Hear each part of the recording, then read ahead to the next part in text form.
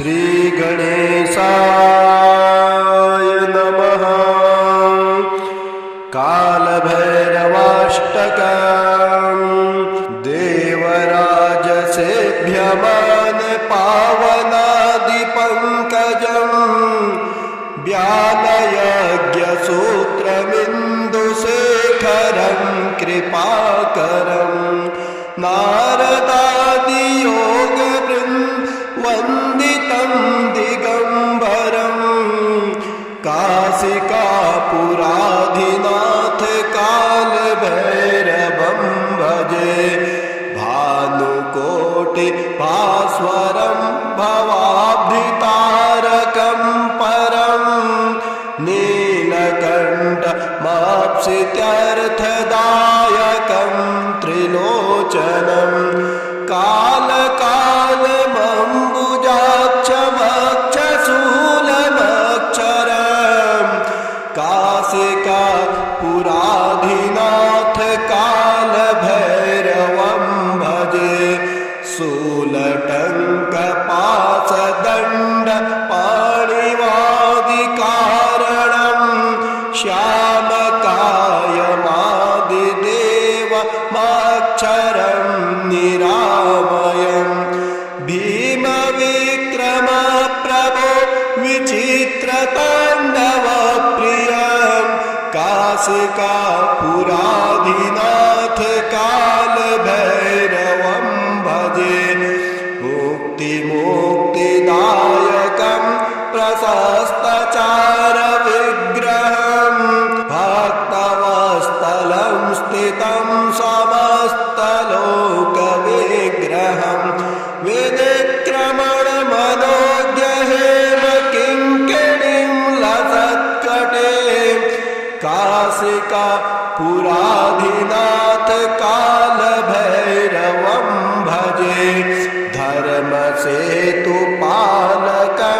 त्वधर्ममार्गनाशकं कर्मपाशमोचकं सुशर्मदायकं विभुं स्वर्णवर्णशेषपाश शोभिताङ्गमण्डलं काशिकापुराधिनाथ कालभैरवं भजे। रत्नपादुकाप्रभाभिरामपादयुग्मकं नित्यमद्वितीयमिष्टदैवतं निरञ्जनं मृत्युदर्पणासनं करालदृष्टमोक्षणं काशिकापुराधिनाथ कालभैरवं भजे। अट्टहासभिन्नपद्म दण्डकोशसन्तते दृष्टिपातनष्टपाप जालमग्रशासनम् अष्टसिद्धिदायकं कपालिमालिकन्धरं काशिकापुराधिनाथ कालभैरवं भजे। भूतसङ्घनायकं विशालकीर्तिदायकं काशीवास लोकपुण्यपापशोधकं विभुं नीतिमार्गकोविदं पुरातनं जगत्पतें काशिकापुराधिनाथ कालभैरवं भजे। कालभैरवाष्टकं पठन्ति ये मनोहरं ज्ञानमुक्तिसाधनं विचित्रपुण्यवर्धनं शोकमोहदैन्यलोभकोपतापनाशनं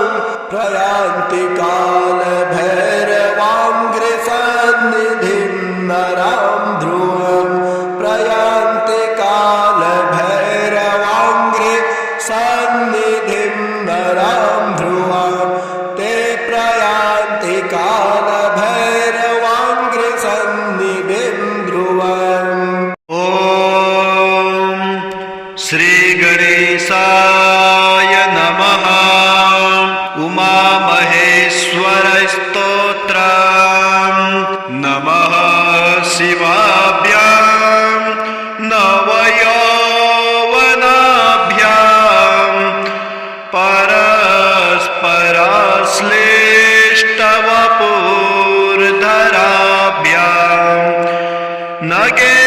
नगेन्द्रकन्या वृषकेतनाभ्यां नमो नमः शङ्कर पार्वतीभ्यां नमः शिवाभ्यां सरसोत्सवाभ्यां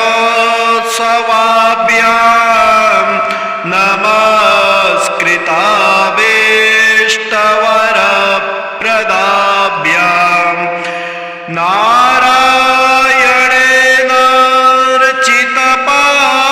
नारायणेनार्चितपादुकाभ्यां नमो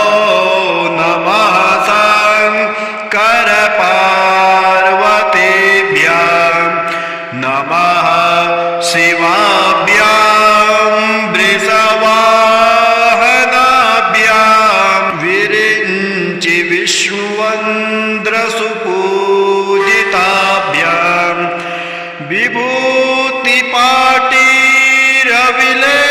विभूतिपाटीरविलेपनाभ्यां नमो नमः शङ्कर पार्वतीभ्यां नमः शिवाभ्यां जगदेश्वराभ्यां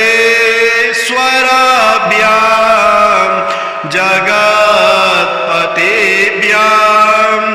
जय विग्रहाभ्यां जम्बारिमुख्यैरभिवन्दिताभ्यां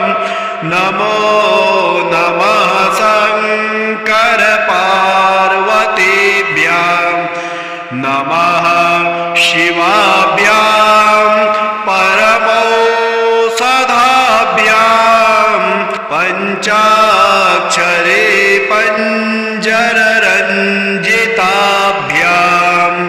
प्रपञ्चसृष्टिस्थितिसंहृताभ्यां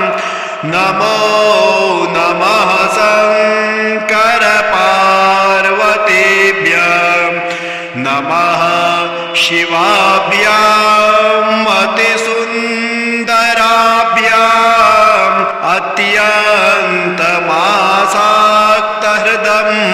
अत्यन्तमासाक्तहृदम्बुजाभ्याम्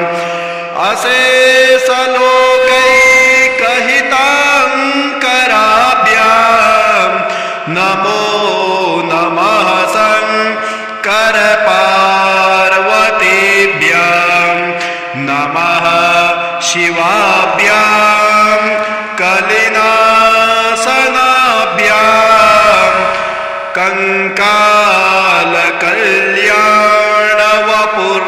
कंकालकल्याणवपुर्धराभ्यां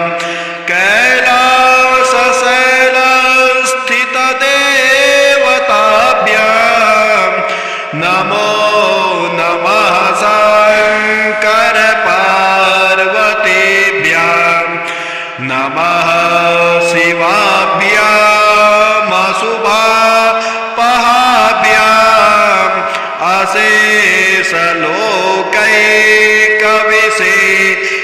अशेषलोकैकविशेषिताभ्याम् अकुण्ठिताभ्यां स्मृतिसंभृताभ्यां नमो नमः शङ्कर पार्वतीभ्यां नमः शिवाभ्यां रथवाहनाभ्यां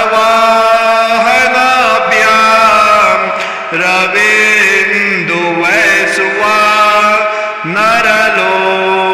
नरलोचनाभ्यां राकाशशङ्का भमुकाम्बुजाभ्यां नमो नमः शङ्कर पार्वतीभ्यां नमः शिवाभ्यां जटिलन्धराभ्यां जरामृताभ्यां च विवर्जिताभ्यां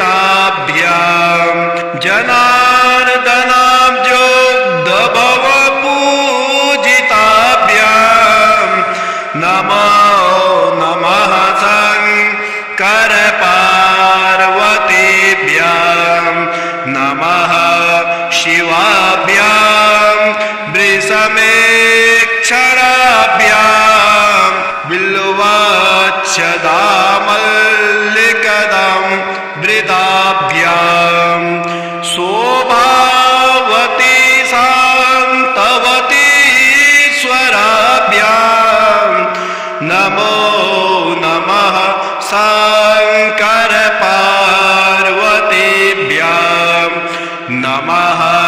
शिवाभ्यां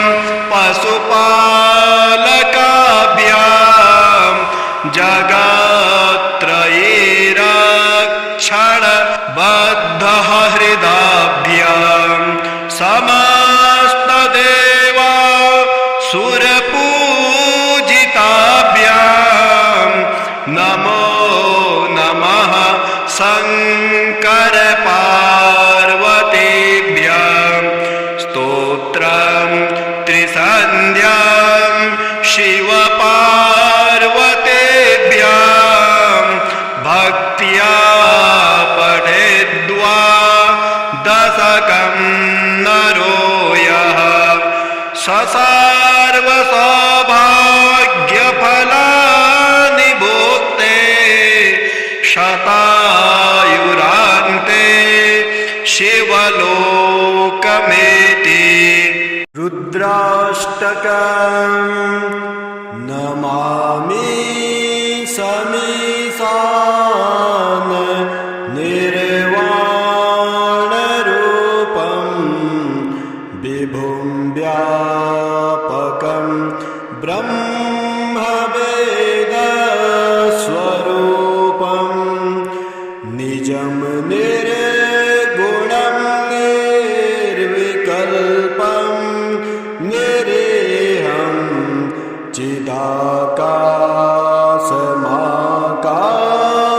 चिदाकाशमाकाशवासं भजेऽहं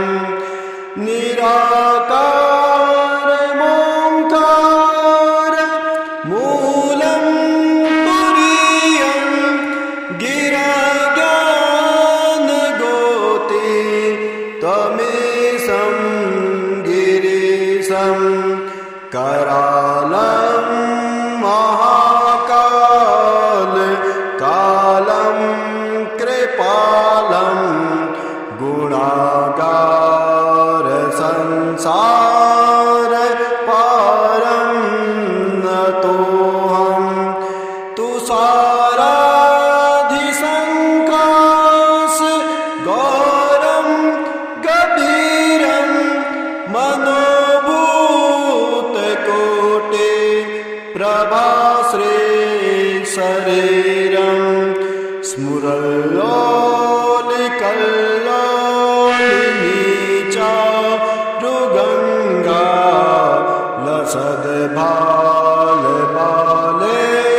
लसद्भालबालेन्दुकण्ठे भुजङ्गा चलत्कुण्डलं भ्रू सुनेत्रं विशालं प्रसन्नाननं नीलकण्ठं दयालं मृगाधीशचर्मां वरं मुण्डमालं प्रियं शङ्करं सर्वनाथं भजामि प्रचण्डं प्रकृष्टं प्रगल्भं परेशं मकण्डं अजं भानुकोटे प्रकाशं त्रयः सोलनिर्मूल नमसोलपाणिं भजेऽहं भवानी प्रतिभावगम्यं कलातीतकल्याण कल्पान्तकारी सदा सच्चिदानन्द दाता पुरारे चिदानन्द सन्दोह मोहापहारे प्रसीद प्रसीद प्रभो मन्मथारे न यावत् उमानाथ पादारविन्दं भजन्ति हलोके परे वा नराणां न तावत् सुखं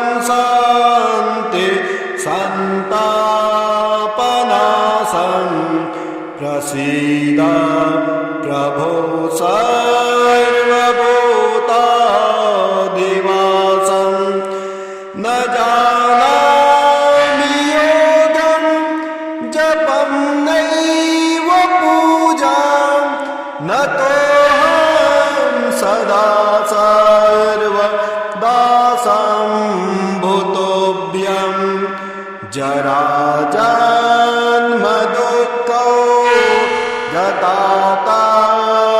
गताताप्यमानं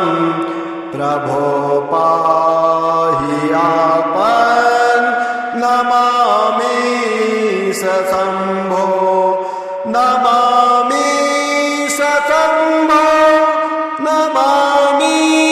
सशम्भो प्रभो पाहि आपन् नमामि सशम्भो रुद्राष्टकमिदं प्रोक्तं विप्रेण हरतोषे ये पठन्ति नरा भक्त्या तेषां शम्भो प्रसीदते। ॐ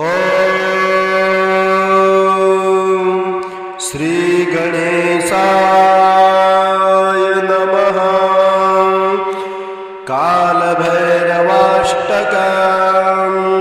देवराजसेभ्यमान पावनादिपङ्कजम् व्यालयज्ञसूत्रमिन्दुशेखरं कृपाकरं नारदादियोगवृन्दवन्दितं दिगम्बरं काशिकापुराधिनाथ कालभैरवं भजे भानुकोटिभास्वरं भवाब्धितारकं परं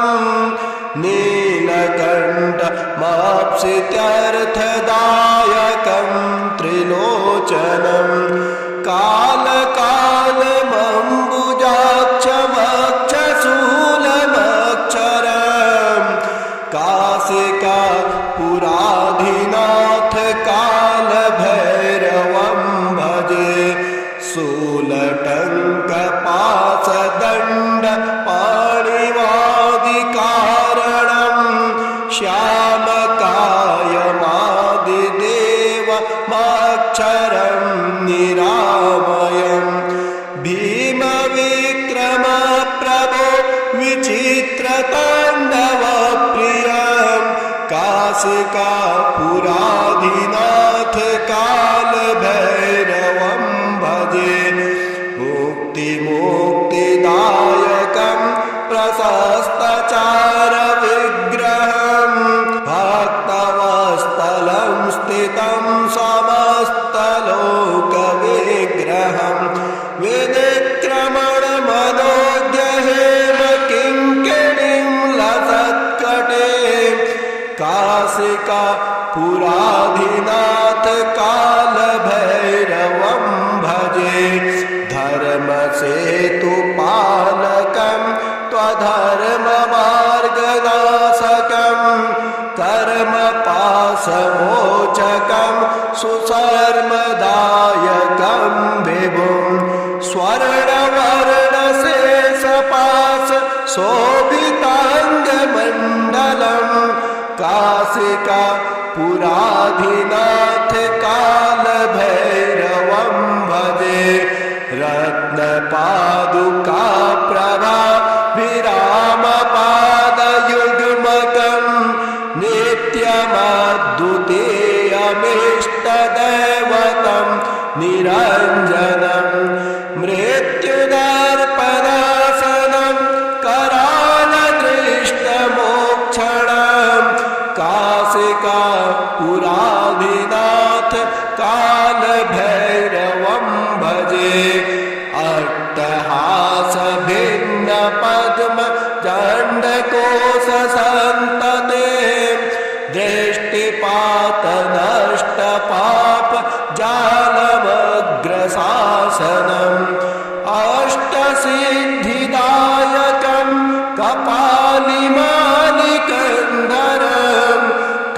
काशिका पुराधिनाथ कालभैरवं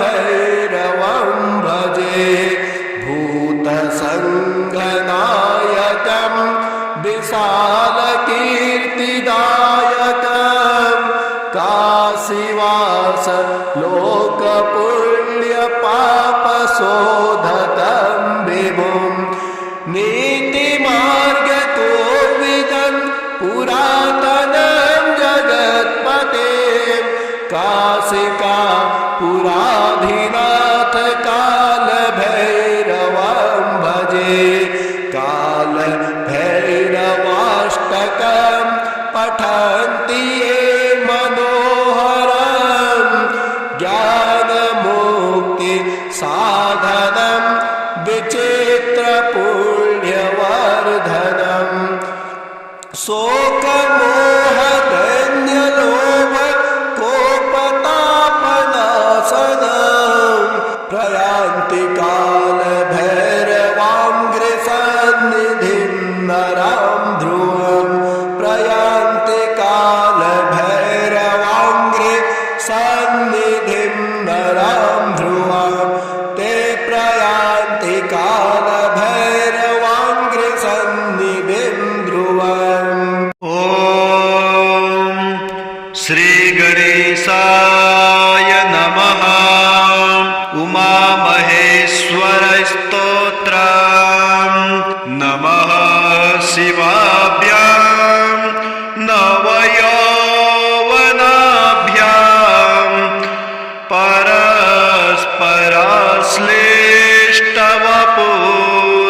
परस्पराश्लिष्टवपुर्धराभ्यां नगेन्द्रकन्या वृषकेतनाभ्यां नमो नमः शङ्करपार्वतीभ्यां नमः शिवाभ्यां सरसोत्सवाभ्यां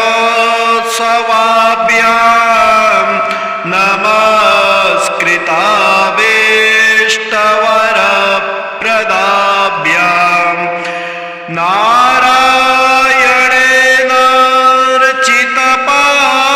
नारायणेनार्चितपादुकाभ्यां नमो नमः शङ्करपार्वतीभ्यां नमः शिवाभ्यां वृषवाहनाभ्यां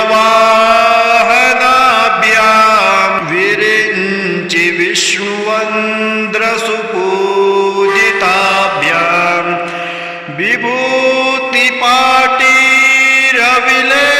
विभूतिपाटीरविलेपनाभ्यां नमो नमः शङ्करपार्वतीभ्यां नमः शिवाभ्यां जगदेश्वराभ्यां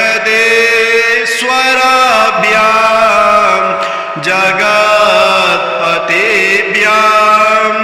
जय विग्रहाभ्यां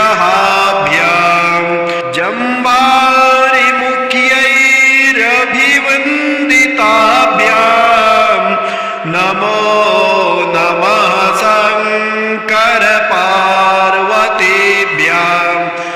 नमः शिवाभ्यां परमौषधाभ्यां पञ्चाक्षरे पञ्जररञ्जिताभ्यां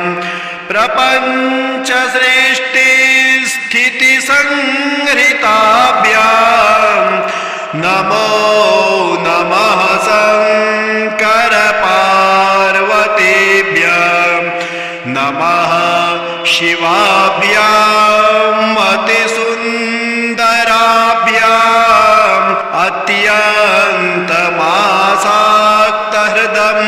अत्यन्तमासाक्तहृदम्बुजाभ्याम् अशेषलोकैकहिताङ्कराभ्याम् नमो नमः शङ्करपार्वतीभ्यां नमः शिवाभ्यां कलिनाशनाभ्यां कंकालकल्याणवपुर्धराभ्यां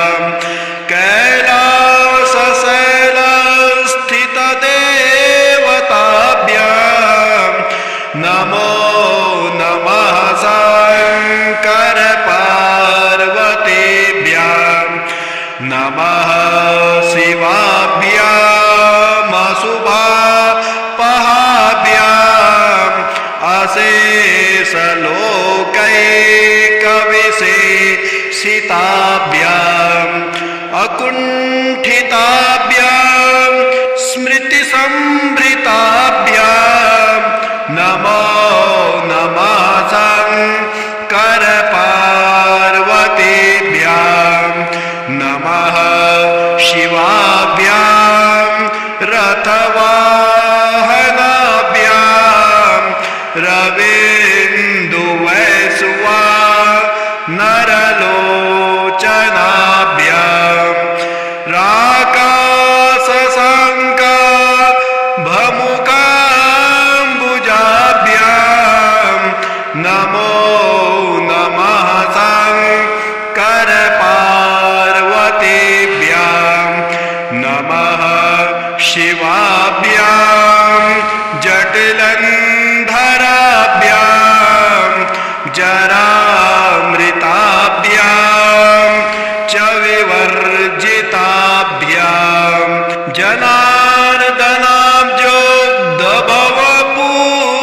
जनार्दनाब्जोग्धभवपूजिताभ्याम् नमो नमः शङ्करपार्वतीभ्याम् नमः शिवाभ्याम् वृषमेक्षराभ्याम्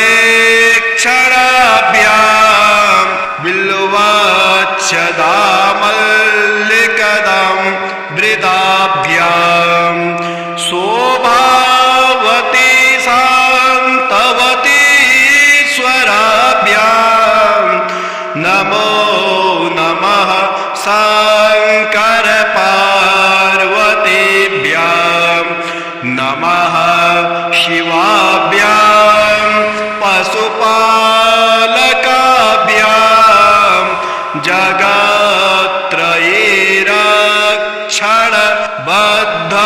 जगत्त्रयीरक्षणबद्धहृदाभ्याम् समस्तदेवा सुरपूजिताभ्याम् नमो नमः शङ्करपार्वतीभ्याम् स्तोत्रम् त्रिसन्ध्याम् शिवपार्वतीभ्याम् भक्त्या पठेद्वा दशकं नरो यः ससर्वसौभाग्यफलानि भोक्ते शतायुरान्ते शिवलोकमेति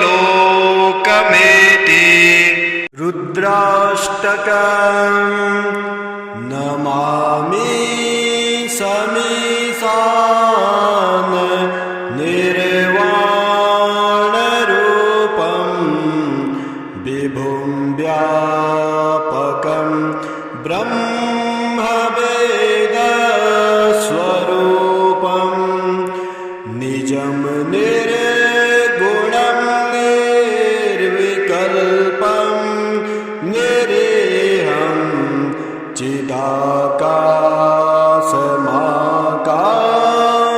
चिदाकाशमाकाशवासं भजेऽहं निराकारमोङ्कार मूलं तुरीयं गिरज्ञानगोति त्वमेशं गिरीशं करालं महाकाल कालं कृपालं गुणागार संसार पारं नतोऽहं तुषाराधिसङ्काश गौरं गभीरं मनोभूतकोटि प्रभाश्री शरीरं स्मुरलोलिकल्लोलिनी चारुगङ्गा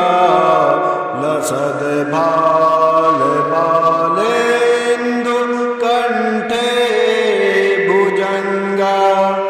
चलत्कुण्डलं भ्रू सुनेत्रं विशालं प्रसन्नाननं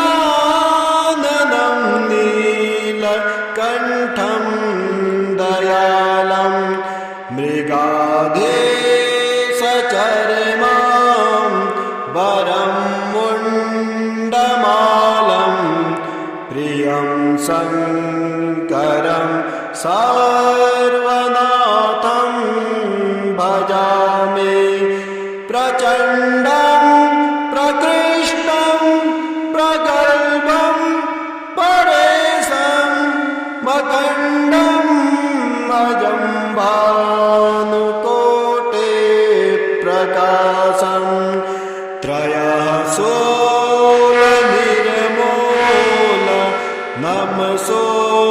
नमसोलपाणिं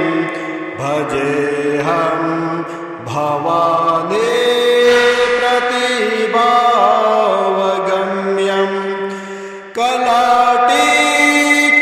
कलातीतकल्याणि कल्पान्तकारी सदा सच्चिदानन्द दाता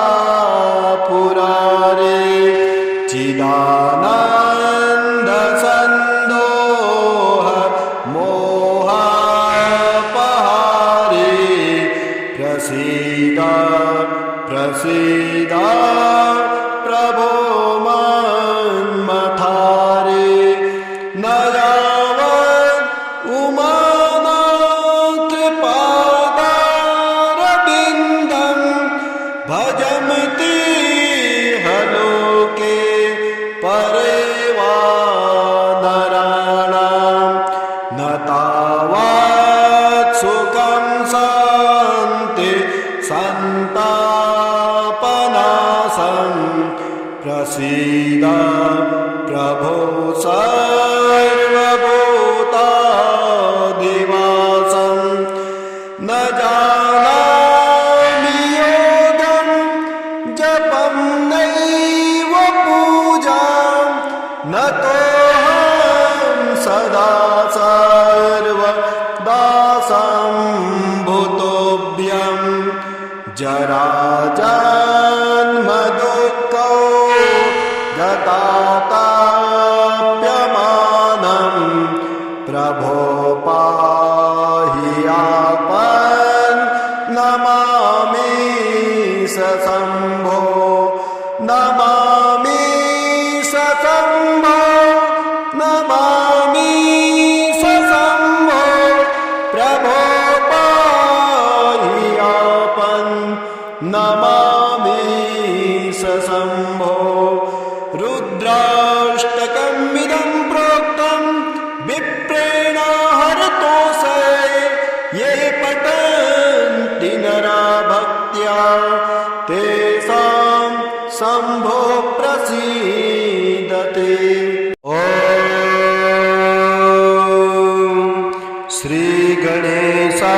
श्रीगणेशाय नमः कालभैरवाष्टकं देवराजसेभ्यमान पावनादिपङ्कजं व्यालयज्ञसूत्रमिन्दुशेखरं कृपाकरं नारदादियोगवृन्दवन्दितं दिगम्बरं काशिकापुराधिनाथ कालभैरवं भजे भानुकोटि भास्वरं भवाब्धितारकं परं नीलकण्ठमाप्सित्यर्थदायकं त्रिलोचनं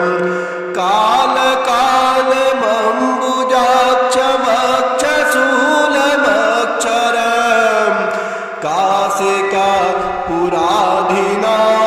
कालभैरवं भजे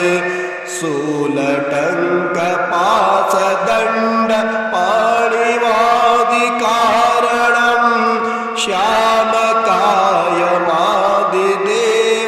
श्यामकायमादिदेवमक्षरं निरामयं भीमविक्रमप्रभो विचित्रताण्डवप्रियं काशिकापुराधिनाथ कालभैरवं भजे मुक्तिदायकं प्रशस्तचारविग्रहं भक्तवत्सलं स्थितं समं समस्तलोकविग्रहम्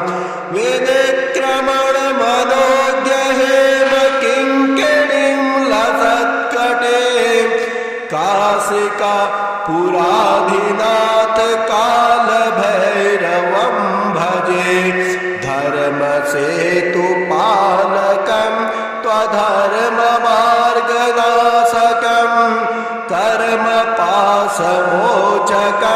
सुशर्मदायकं विभुं स्वर्णवर्णशेषपाश शोभिताङ्गमण्डलं काशिका पुराधिनाथ कालभैरवं भजे रत्नपादुका प्रभा विरामपादयुग्मकं नित्यमद्वितीयमिष्टदैवतं निरञ्जनं मृत्युदर्पणासनं करालदृष्टमोक्षणं काशिका पुराधिनाथ कालभैरवं भजे अट्टहास भिन्न पद्म दण्डकोशसन्तते दृष्टिपात नष्टपाप जालमग्रशासनम् अष्टसिद्धिदायकं कपालिमालिकन्धरं काशिका पुराधिनाथ कालभैरवं भजे भूतसङ्गनायकं विशालकीर्तिदायकं काशीवास लोकपुण्यपापशोधकं विभुं नीतिमार्गकोविदं पुरातनं जगत्पतें काशिका पुराधिनाथ कालभैरवं भजे कालभैरवाष्टकं पठन्ति ये मनोहरं ज्ञानमुक्ति साधनं विचित्रपुण्यवर्धनम् शोकमोहदैन्यलोभ कोपतापनाशनं प्रयान्ति कालभैरवाङ्घ्रिसन्निधिं नरां ध्रुवं प्रयान्ति कालभैरवाङ्घ्रिसन्निधिं नरां ध्रुवं ते प्रयान्ति कालभैरवाङ्घ्रिसन्निधिं ध्रुवम् ॐ श्रीगणेशाय नमः उमामहेश्वरस्तोत्रम् नमः शिवाभ्यां नवयौवनाभ्यां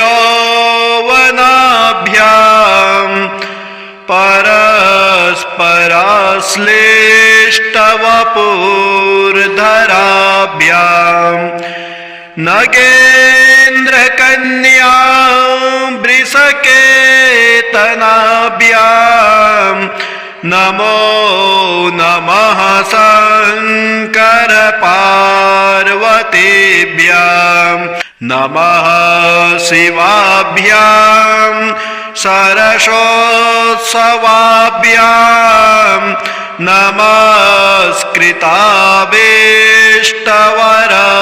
नमस्कृताभीष्टवरप्रदाभ्यां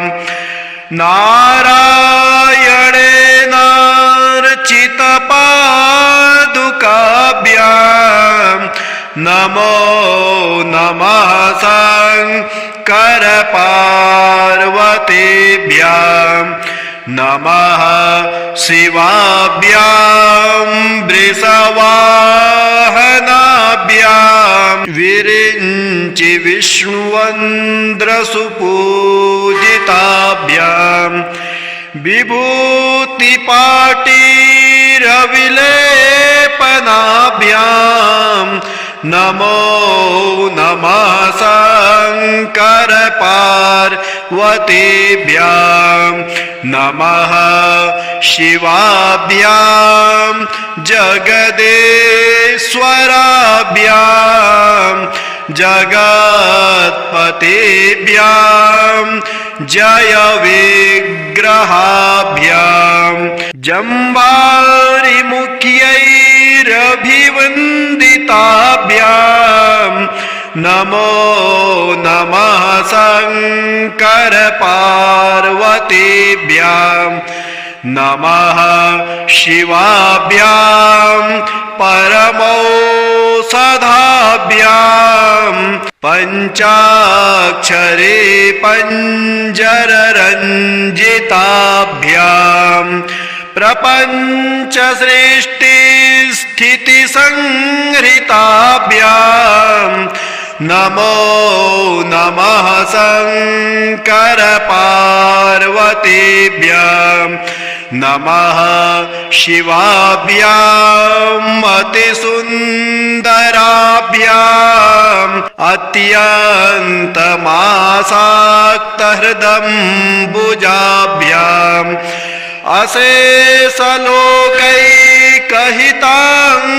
अशेषलोकैकहिताङ्कराभ्यां नमो नमः शङ्कर पार्वतीभ्यां नमः शिवाभ्यां कलिनाशनाभ्यां कंकालकल्याणवपुर्धराभ्यां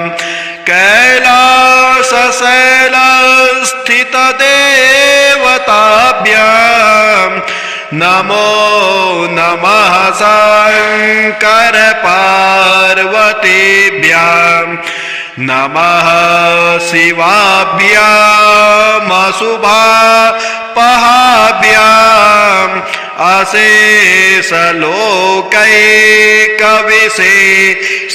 अशेषलोकैकविशेषिताभ्याम्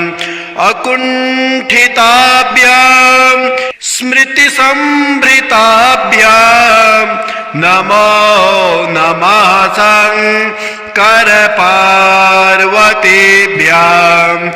नमः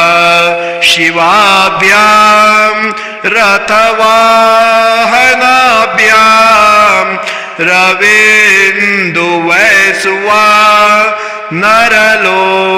रवीन्दुवैश्वानरलोचनाभ्यां राकाशशाङ्का भमुकाम्बुजाभ्यां नमो नमः शङ्कर पार्वतीभ्यां नमः शिवाभ्यां जटिलन्धराभ्यां जरामृताभ्यां च विवर्जिताभ्यां जनार्दनाब्जोग्धभवपूजिताभ्यां नमो नमः शङ्कर पार्वतीभ्यां नमः शिवाभ्यां वृषमेक्षणाभ्यां बिल्वच्छदामल्लिकदं वृदाभ्यां शोभावती शान्तवतीश्वराभ्यां नमो नमः शङ्कर पार्वतीभ्यां नमः शिवाभ्यां पशुपालकाभ्यां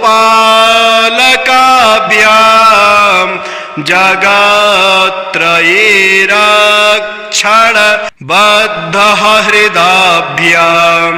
समस्तदेवा सुरपूजिताभ्यां नमो नमः शङ्कर पार्वतीभ्यां स्तोत्रं त्रिसन्ध्यां शिवपार्वतीभ्यां भक्त्या पठेद्वा दशकं नरो यः सर्वसौभाग्यफलानि भुक्ते शतायुरान्ते शिवलोकमेति रुद्राष्टकम् नमामि समीशान निर्वाणरूपं विभुं व्यापकं ब्रह्मवेदस्वरूपं निजं निर्गुणं निर्विकल्पं निरेहं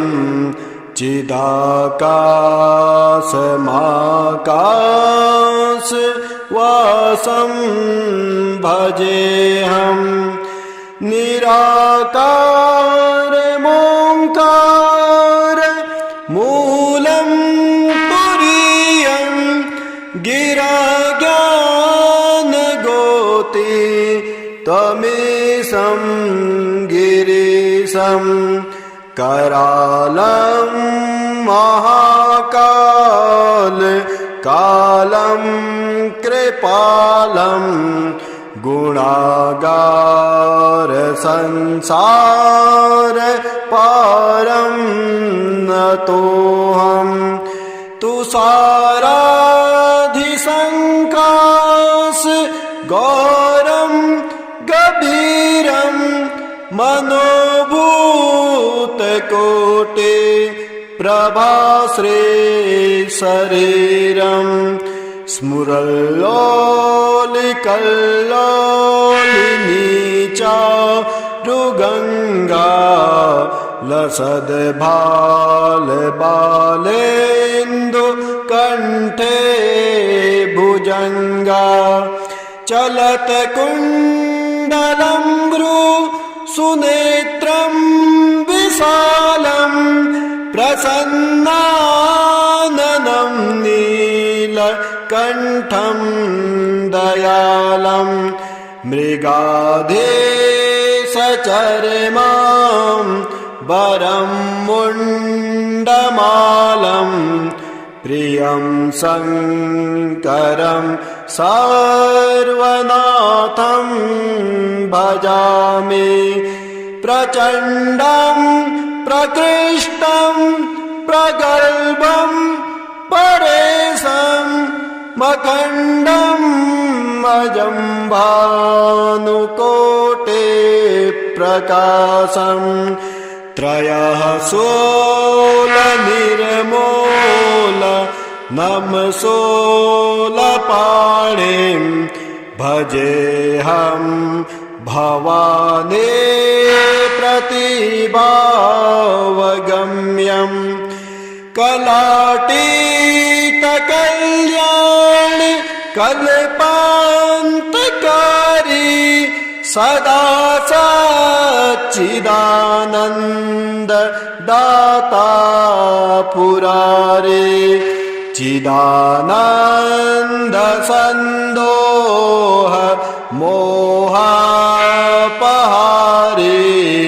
प्रसीद प्रसीद प्रभो मन्मथारे न यावत्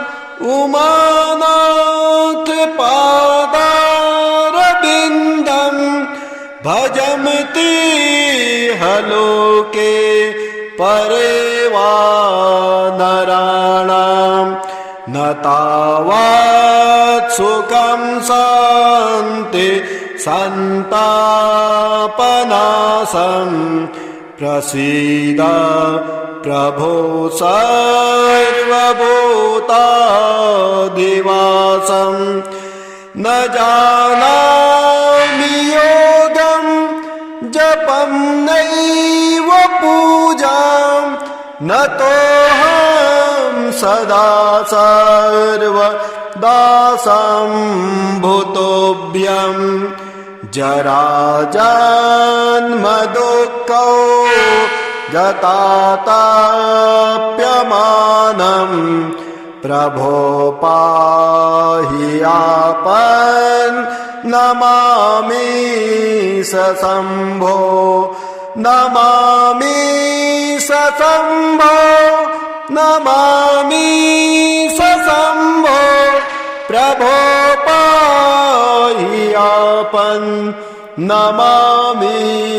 शम्भो रुद्राष्टकमिदं प्रोक्तं विप्रेण हरतोषये ये पठन्ति नरा भक्त्या तेषां शम्भो प्रसीदते।